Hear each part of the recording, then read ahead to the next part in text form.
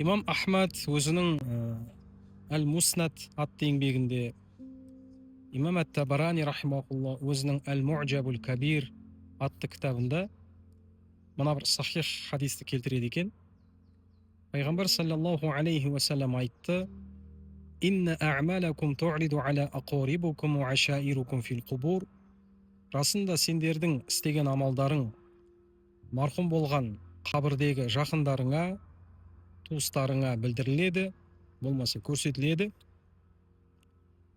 «Ва ин кана хойрастабшару фариху». Егер де сол амалдарың жақсы болса, ізгі болса, олар қуанады. «Фақолу», және былай деп дұға қылады: «Аллахумма зидуху хойран». Алла тағала оның істеген жақсылықтарының санын одан сайын арттыр деп. «Ва ин кана гойра залик». Ал егер де сол амалдар ізгі болмаса, яғни жақсы болмаса, «Фақолу Аллахумма алихимуху амалан солихан турдика анху». Олар былай деп қайтадан Алладан сұрайды екен: Алла тағала сен разы болатын амалды оған істеуді нәсіп ет деп. Осы хадисті үлкен атақты тәпсірші ғалым Ибн Касир, Алла оны рахмын алсын, Тәубе сүресінің 105-ші аятын тәпсірлеуде, түсіндіруде келтіреді. Алла тағала Құран-ы Кәрімде: «Кули амалу», айт, я пайғамбарым үмбетіңе амал жасасын, яғни ақыретке дайындық қылсын. «Фасайяраллаху амалакум ва расулуху вал муъминун». Әлбетте бұл амалды Алла, оның елшісі және ізгілер көреді деді. Аяттың жалғасында: «Ва сатуруддуна иля алимул гойби ва шахада».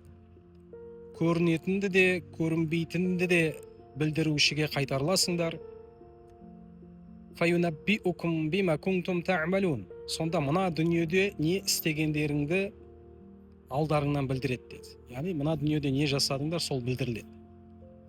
Міне осы жерде сол амалдарың Аллаға, оның елшісіне және ізгілерге дегендегі сұраққа Ибн Касир рахимахулла осы пайғамбарымыздың жоғарыда айтылған хадисін келтіре отырып, бұл әркімнің өзінің жақыны, әркімнің өзінің туысы, шарты әлбетте ол ізгілерден болса дейді.